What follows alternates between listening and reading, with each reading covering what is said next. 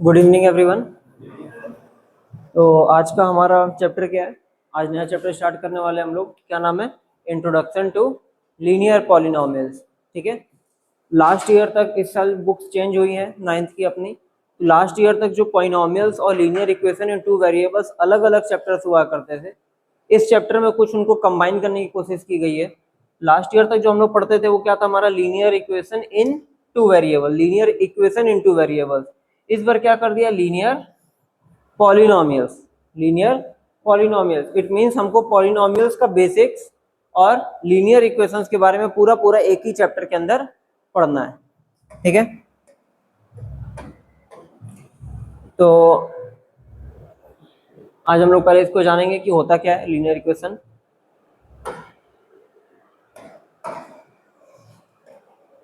तो first of all heading डालोगे सभी लोग, एक्सप्रेशन।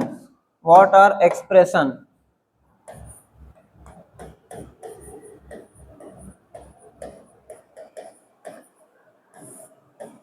एक्सप्रेशन। ठीक है। मैथमेटिक्स में एक्सप्रेशन किसको बोला जाता है? ठीक है। तो एक्सप्रेशन क्या है? इसको अगर ऐसे समझाएं, कांस्टेंट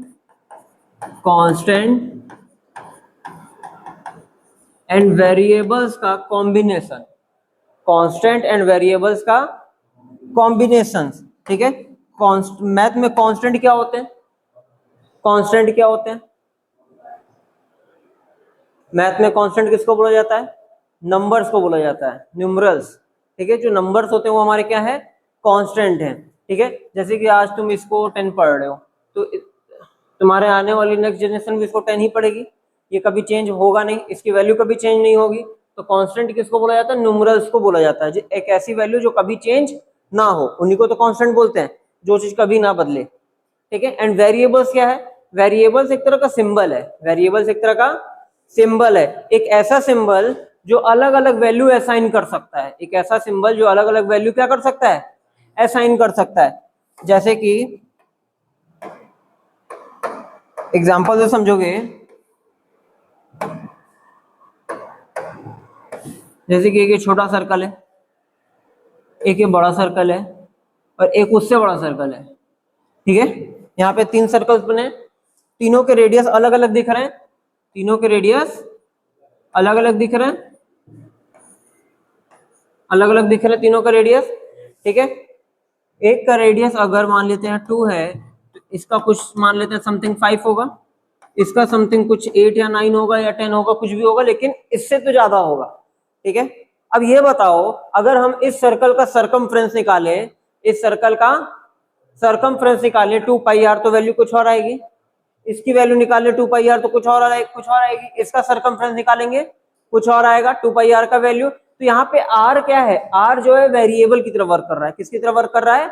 वेरिएबल की तरफ वर्क कर रहा है। मतलब कंडीशन के हिसाब से अपनी वैल्यूज को क्या कर रहा है? चेंज कर रहा है। और कंडीशन के हिसाब से अलग अलग वैल्यू को क्या कर रहा है? एक्सेप्ट कर रहा है। ठीक है। सर्कल छोटा और छोटा होगा, रेडियस और छोटा हो जाएगा, आर की वैल्यू और छोटी हो जाएगी। तो यहाँ पे आर जो है, यहाँ पे आर जो है ये किसकी तरफ बिहेव कर रहा है? वेरिएबल की तरह बिहेव कर रहा है। ठीक है। तो एक्सप्रेशन किसको बोला जाता है? कांस्टेंट और वेरिएबल्स का कॉम्बिनेशन। ठीक है। अब दो चीजें कंबाइन हो रही है तो कोई तीसरा चीज चाहिए। अब दो चीजें अगर कंबाइन हो रही है तो कोई तीसरा चीज चाहिए कंबाइन होने के लिए। ठीक है। तो यहाँ पे जो हमारे मैथमेटिकल टूल्स है, बेसिक टूल्स कौन कौन है? प्लस, एडिशन, सब्ट्रैक्शन, मल्टीप्लिकेशन और डिवीजन। ये सब constant of variable, combination of constant and variable which are combined through some mathematical operation, bracket में plus minus multiplication and division, are called expression. ठीक है। Constant और वेरिएबल का combination ही expression कहलाता है। और ये दोनों कंबाइन हो किस चीज से रहे? Plus minus addition and division, multiplication and division. ठीक है। तो इसका डेफिनेशन लिखोगे,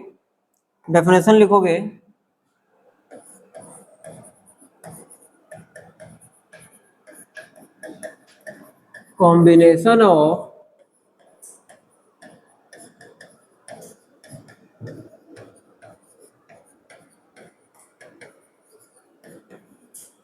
constant and variables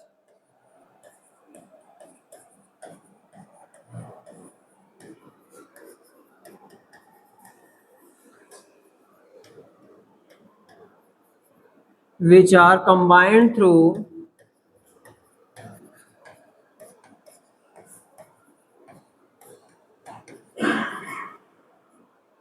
some mathematical operations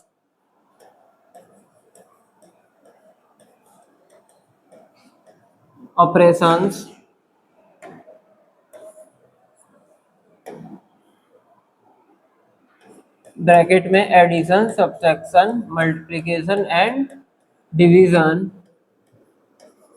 are called expression. समझ में आया? Combination of constant and variables which are combined through some mathematical operations, addition, subtraction, multiplication and division are called expressions.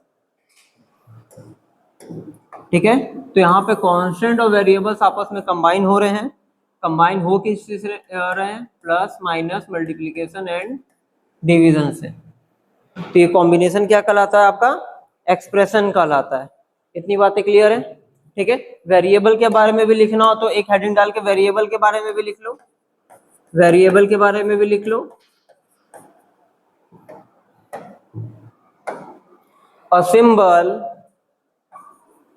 A symbol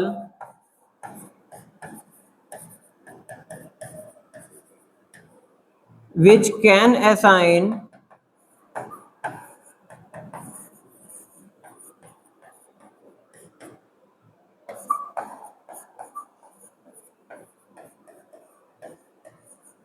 different values according to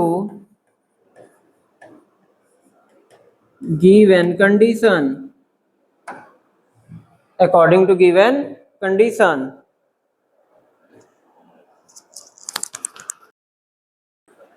ठीक है, अब देखो ज्यादातर जो है हम लोग अपने जो वेरिएबल्स हैं उसको अल्फाबेट्स में डिनोट करते हैं। ठीक है, लिखोगे मोस्टली रिप्रेजेंटेड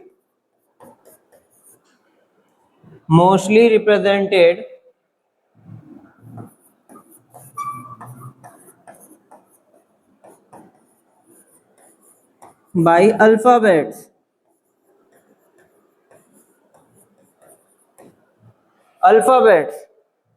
ठीक है, ज्यादातर इसको किससे रिप्रेजेंट किया जाता है? अल्फाबेट से रिप्रेजेंट किया जाता है। अब इसके कुछ एग्जांपल देख लें।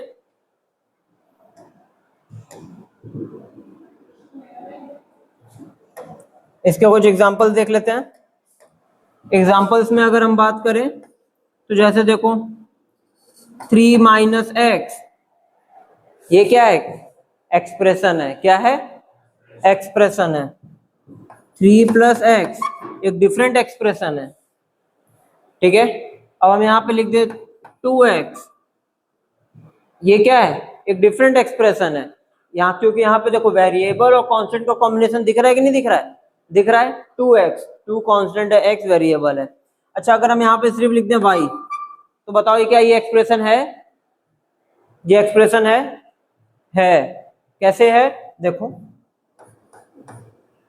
देखो, है या नहीं? है ना? ठीक है,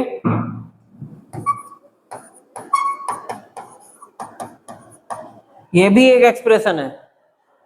2x प्लस वाई प्लस 5, ये भी एक एक्सप्रेशन है। ठीक है, तो इस तरीके से तुम इनफाइनाइट एक्सप्रेशंस को लिख सकते हो। समझ में आया? ठीक है, कांस्टेंट क्या होता है मैथ में? कांस्टेंट किसको बोला जाता है? ज्यादातर नंबर्स। ठीक है, कांस्टेंट किसको बोला जाता है? नंबर्स को, क्योंकि उनकी वैल्यू कभी चेंज नहीं होती है। दूसरा, वेरिएबल्स क्या होते हैं? वेरिएबल्स एक सिंबल है। क्या है? एक सिंबल है। वेरिएबल्स एक तरह के सिंबल है जो अलग अलग वैल्यू असाइन कर सकते हैं कंडीशंस के अकॉर्डिंग। ठीक है, सर्कल जैसे कि अभी एग्जांपल यहाँ पे हमने दिया सर्कल का।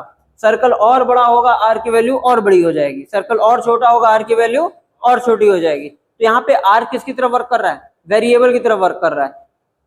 कंडीशन चेंज, वेरिएबल की वैल्यू चेंज। ठीक है, और कांस्टेंट और वेरिएबल का कॉम्बिनेशन क्या कहलाता है? हमारा एक्सप्रेशन कहलाता है। ठीक है, कुछ एग्जांपल जो है हमने यहाँ पे सामने लिखे हैं। ठीक है, अब इसमें कुछ भी हो सकता है, जैसे कि 2x यहाँ पे वाई स्क्वायर लगा दो, तो ये भी क्या है? एक एक्सप्रेशन है। ठीक है, आगे बढ़े। इतनी चीजें समझ में आई सभी को? चलो, आगे बढ़ते हैं, ठीक है। अब जैसे कि यहाँ पे कुछ बेसिक चीजें होती हैं, जैसे कि हम तुम्हारे सामने यहाँ पे एक एक्सप्रेशन लिख रहे हैं 2x plus Y minus 5,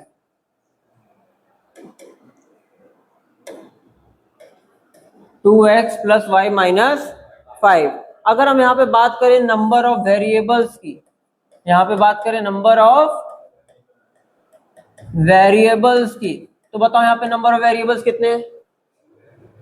variables कितने हैं यहाँ पे? 2 वेरिएबल्स हैं, x और y, x एंड y, ठीक है। यहाँ पे नंबर ऑफ वेरिएबल्स कितने हैं? 2। अब यहाँ पे देखो एक सवाल आता है कोएफिशिएंट, एक टर्म है coefficient, coefficient of x, x का कोएफिशिएंट बताओ। तो x का कोएफिशिएंट का मतलब ये होता है कि एक ऐसा नंबर जो उस वेरिएबल में मल्टीप्लाइड हो। जैसे कि देखो यहाँ पे x में क्या मल्टीप्लाइड है, x में कौन सा नंबर मल्टीप्लाइड है? 2 मल्टीप्लाइड दिख रहा है, तो x का कोएफिशिएंट कितना है? 2।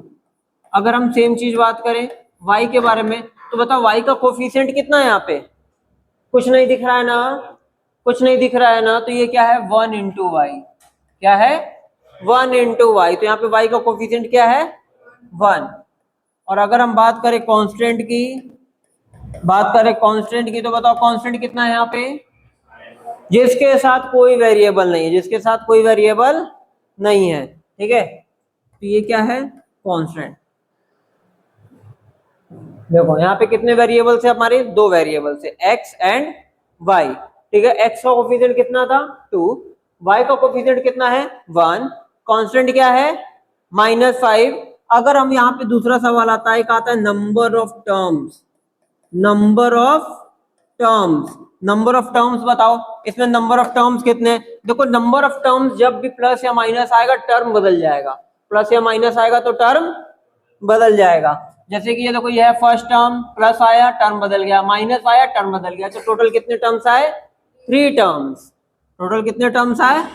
3। समझ में आया? एक और क्वेश्चन दें, चलो देखो यहाँ पे बताओगे 2x square plus 3y minus 5z, ठीक है। अब हम यहाँ पे तुमसे पूछ रहे हैं कि कोएफिशिएंट ऑफ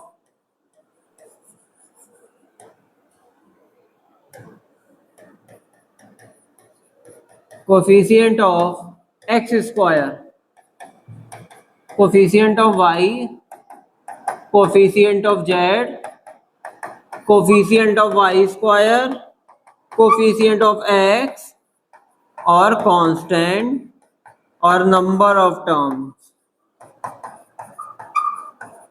इतने क्वेश्चंस का तुम लोग को फटाफट जवाब देना है। तो चलो बताओ वहां पे एक्स स्क्वायर का कोएफिशिएंट कितना होगा? एक्स स्क्वायर का कोएफिशिएंट कितना है? 2 दिख रहा है सभी को? अच्छा ठीक है। y का कोएफिशिएंट बताओ? 3। तो यहाँ पे एक्स स्क्वायर का कोएफिशिएंट क्या है? 2 है। y का कोएफिशिएंट क्या है? 3 है। z का कोएफिशिएंट क्या है? -5। देखो साइन के साथ बोलोगे, हर देखो जब पॉजिटिव साइन होता है तो हम लोग पॉजिटिव जनरली नहीं बोलते हैं, जैसे यहाँ पे +2 नहीं बोल रहे हैं, +3 नहीं बोल रहे हैं, लेकिन जहां माइनस होगा वहां पे हम जरूर माइनस बोलेंगे, ठीक है। अगर तुम +2 को भी 2 बोलोगे या -2 को भी 2 बोलोगे तो अंतर कैसे पता चलेगा? तो हम लोग प्लस वाले टर्म को प्लस नहीं लगा के बोलते हैं जनरली, और माइनस वाले टर्म को माइनस जरूर लगाते हैं, ठीक है। तो यहाँ पे जेड का कोएफिशिएंट कितना है? जेड का कोएफिशिएंट कितना बेटा? -5। जेड में क्या मल्टीप्लाइड है? -5, ठीक है। अच्छा अभी बात बताओ वाई स्क्वायर का कोएफिशिएंट, वाई स्क्वायर का कोएफिशिएंट, वाई स्क्वायर इसमें है क्या? वाई स्क्वायर इसमें है क्या? नहीं है ना। लेकिन अगर तुमसे बोला जा रहा है कि भैया नहीं है तो तुम लिखो इसमें, हमको यहाँ पे वाई स्क्वायर का टर्म मेंशन करके दिखाओ, तो तुम कुछ इस तरीके से मेंशन करोगे कि भाई तुम्हारा काम भी हो जाए और तुम्हारी वैल्यू भी चेंज नहीं होनी चाहिए। तो वैल्यू चेंज कैसे नहीं होगी? जब तुम इसमें 0 इंटू वाई स्क्वायर एड करोगे। क्या ऐड करोगे? 0 इंटू वाई स्क्वायर एड करोगे। अब एक बात बताओ, इस टर्म को ऐड करने से हमारा इक्वेशन में कोई बदलाव हुआ क्या? नहीं हुआ। हमारा इक्वेशन चेंज हो गया क्या? नहीं चेंज हुआ। तो यहाँ पे वाई स्क्वायर का कोएफिशिएंट कितना है? 0। वाई स्क्वायर का कोएफिशिएंट कितना है? 0। बताओ एक्स का कोएफिशिएंट कितना है? एक्स का कोएफिशिएंट कितना है? इधर आगे वाली बेंच बेटा, x का कोफिशिएंट कितना है? x है इसमें, इसमें x है नहीं है ना, x स्क्वायर है, x नहीं है, x स्क्वायर है, x नहीं है, तो x का कोफिशिएंट क्या है? 0। जो वेरिएबल इसमें नहीं होगा उसका कोफिशिएंट 0 हो जाएगा। क्यों 0 होगा? अभी हमने बताया, ठीक है। जो वेरिएबल इसमें इक्वेशन में हमारे जो एक्सप्रेशन में जो वेरिएबल नहीं होगा उसका कोफिशिएंट क्या होगा? 0 होगा। क्यों होगा? क्योंकि अगर अगर अगर हमें लिखना है, अगर हमें आंसर देना ही है तो हम इसमें कैसे देंगे? 0 into Y square, 0 into X, 0 into Y, इस तरह से क्या ऐड कर सकते हैं ना। और यहाँ पे वाई है ऑलरेडी, तो एक्स का कोफिशिएंट क्या हो गया? सेम यहाँ पे 0 हो गया। कांस्टेंट बताओ इसमें कांस्टेंट है क्या? नहीं है। और अगर नहीं है और अगर तुमको बोला गया कि भैया इसमें कांस्टेंट ऐड करो, तो कैसे ऐड करोगे? 0 ऐड करोगे। तो कांस्टेंट क्या है? 0, क्योंकि इसमें कांस्टेंट का टर्म नहीं है।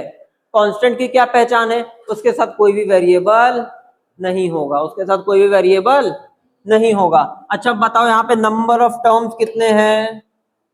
यहाँ पे नंबर ऑफ टर्म्स कितने हैं? देखो 1 2 3, नंबर ऑफ टर्म्स कितने हैं? 3। नोट डाउन कर लो फटाफट, एग्जाम्पल नोट डाउन कर लो।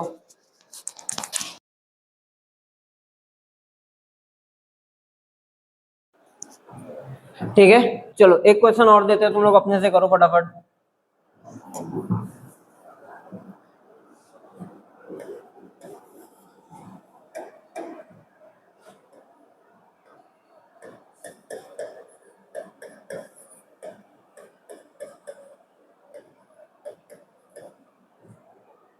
ठीक है, इस एक्सप्रेशन में तुम लोग को कोफिशिएंट ऑफ x बताना है, कोफिशिएंट ऑफ x स्क्वायर बताना है, कोफिशिएंट ऑफ y बताना है, y क्यूब बताना है, और y स्क्वायर का बता दो, कांस्टेंट क्या है ये बताओ, और नंबर ऑफ टर्म्स कितना है ये बताओ। फटाफट लिख डालो सारी इंफॉर्मेशन।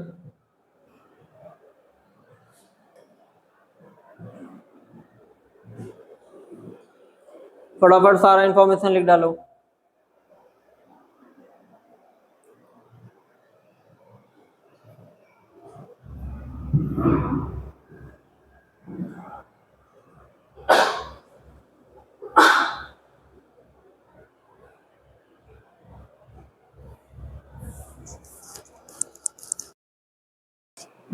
हो गया?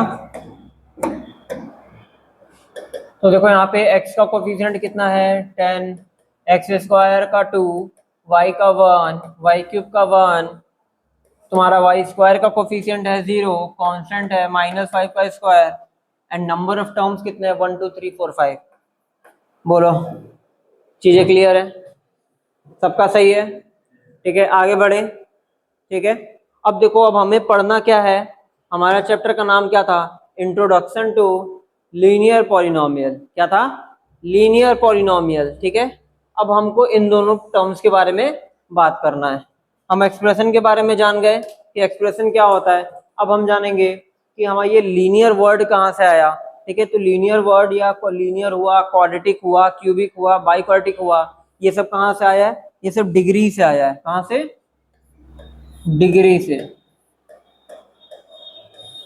डिग्री से। ठीक है, कहां से आया है? डिग्री से। अब देखो, अगर हम डिग्री की बात करें तो डिग्री क्या होता है? किसी भी पॉलिनोमियल में डिग्री कैसे निकाला जाता है? किसी भी पॉलिनोमियल में डिग्री कैसे निकाला जाता है? ठीक है, अच्छा एक बात और, पॉलिनोमियल्स की बात करें, देखो जैसे कि हम यहाँ पे एक्सप्रेशंस की बात कर रहे थे, एक्सप्रेशंस में देखो हम यहाँ पे x भी लिए हैं, एक ही इक्वेशन में y भी लिए हैं, एक ही एक्सप्रेशन में y भी ले रहे हैं, x भी ले रहे हैं, z भी ले रहे हैं, मल्टीपल वेरिएबल्स ले रहे हैं, मल्टीपल वेरिएबल्स ले रहे हैं। और पॉलिनोमियल होने के लिए, पॉलिनोमियल की सबसे बड़ी खास बात यह है, कोई भी एक्सप्रेशन पॉलिनोमियल तभी होगा जब उसमें वेरिएबल की पावर जो है होल नंबर में होगी। किसमें होगी? होल नंबर में होगी। ठीक है, जैसे कि यहाँ पे कुछ हम एक्सप्रेशंस लिख रहे हैं ना, तुम्हें ये बताना है कि वो पॉलिनोमियल है या नहीं। तो सबसे पहली पहचान क्या है पॉलिनोमियल की? वन वेरिएबल में होगा। दूसरा, उसके जो वेरिएबल की पावर है, वेरिएबल की पावर है, वेरिएबल का एक्सपोनेंट जो है वो हमेशा किस में होगा? होल नंबर में होगा। होल नंबर क्या होता है? Counting numbers together with zero, मतलब 0 1 2 3 4 5 6 7 8 टू इनफाइनाइट, ये जो नंबर्स होते हैं काउंटिंग नंबर के साथ जीरो ऐड कर दिया जाए तो क्या आता है? होल नंबर आता है। तो किसी भी एक्सप्रेशन में, जैसे कि हम तुम्हारे सामने यहाँ पे दे रहे हैं 3x की पावर 2 प्लस x की power -1 plus 3 is equal to, चलो ये जो है, ये अगर तुमसे पूछना है कि पॉलिनोमियल है या नहीं, तो क्या बोलोगे? ये पॉलिनोमियल नहीं है, ये पॉलिनोमियल नहीं है, क्योंकि इसमें वेरिएबल की पावर कितनी है? -1। वेरिएबल की पावर कितनी है? -1, और -1 होल नंबर में आता है? -1 होल नंबर में आता है? नहीं आता है, तो ये पॉलिनोमियल नहीं है। ठीक है, अगर हम यही बात करें 3x² - 4x - 10, अब बताओ ये है पॉलिनोमियल? ये पॉलिनोमियल है। ठीक है, ये पॉलिनोमियल नहीं है, ये पॉलिनोमियल्स में काउंट होगा। समझ में आ रहा है? ठीक है, पॉलिनोमियल में पॉलिनोमियल की खास बात क्या है? जो वेरिएबल्स है उसकी पावर क्या होनी चाहिए? होल नंबर होनी चाहिए। क्या होनी चाहिए? होल नंबर होनी चाहिए। इतना समझ में आया? ठीक है, अब देखो, अब हम बात करते हैं डिग्री की। हेडिंग डालोगे डिग्री, हेडिंग डालो डिग्री।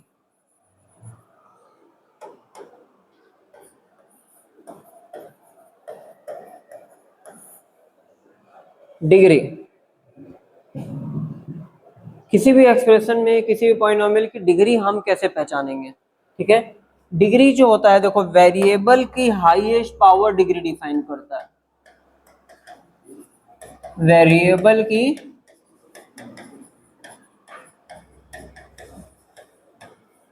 हाईएस्ट पावर, वेरिएबल की हाईएस्ट पावर डिग्री डिफाइन करता है।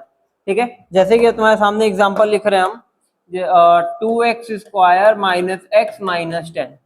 ठीक है, 2x² - x - 10। अगर हम तुमसे यहाँ पे डिग्री पूछ रहे हैं, क्या पूछ रहे हैं? डिग्री। इस एक्सप्रेशन में, इस पॉलिनोमियल में डिग्री कितनी है? इस पॉलिनोमियल की डिग्री कितनी है? तो सबसे पहले तुम इसके वेरिएबल्स को देखोगे। किसको देखोगे? वेरिएबल्स को देखोगे। तो यहाँ पे वेरिएबल कौन कौन है? देखो, यहाँ पे x है, यहाँ पे देखो x² का टर्म है, और एक यहाँ पे x दिख रहा है। यहाँ पे x की पावर कितनी है? 2। यहाँ पे x की पावर कितनी है? 1। तो बताओ इसकी डिग्री क्या होगी? 2। इसकी डिग्री क्या होगी? 2। हाईएस्ट पावर, हाईएस्ट पावर, जितने भी वेरिएबल्स हैं उनमें सबसे ज्यादा पावर जो होगा वही हमारा डिग्री होगा। जितने भी वेरिएबल्स उनमें सबसे ज्यादा पावर जो होगा वही हमारा डिग्री होगा। जैसे कि और एग्जांपल देखो, और देखो इधर 3x³ - x² - 10 की पावर 5। अब बताओ इसका डिग्री कितना होगा? इसका डिग्री बताओ, डिग्री। जो लोग 5 बोल रहे हैं बेटा ध्यान दो, वेरिएबल की हाईएस्ट पावर डिग्री डिफाइन करती है, कांस्टेंट की नहीं। वेरिएबल की पावर यहाँ पे कितनी है? x की पावर 3, x की पावर 2, बड़ा कौन है? 3 या 2? 3। तो डिग्री कितनी आएगी इसकी? 3। समझ में आ रहा है? बताओ इसका डिग्री कितना है? इसका डिग्री कितना होगा? वेरिएबल की हाईएस्ट पावर देखो, वेरिएबल देखो, यहाँ पे वेरिएबल देखो, x की पावर 1, सिर्फ एक ही वेरिएबल है और उसकी पावर क्या है? 1। तो इसकी डिग्री क्या होगी? 1। समझ में आया?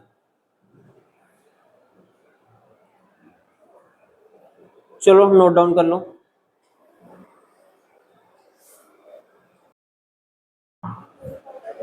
ठीक है, तो समझ में आया।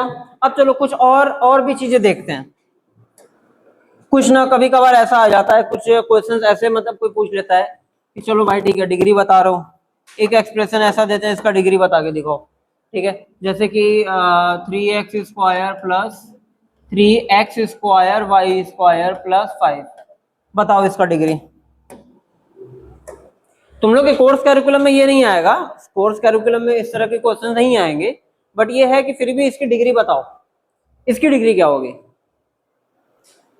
3x² plus 3x² y² plus 5, इसकी डिग्री बताओ। ठीक है, तो ऐसे केस में क्या करते हैं, जहां पे तुमको वेरिएबल्स का मल्टीप्लीकेशन दिखे, जहां पे तुमको वेरिएबल्स का मल्टीप्लीकेशन दिखे, तो वहां पे इनकी पावर्स को ऐड करके बोलोगे। क्या बोलोगे? जैसे देखो भैया, यहाँ पे x² y² है, तो 2 + 2 कितना होता है? 4। यहाँ पे कितना है? 2। यहाँ पे कितना है? 4। तो इसकी डिग्री कितनी है? 4। इसकी डिग्री कितनी है? 4। ठीक है, और देखो,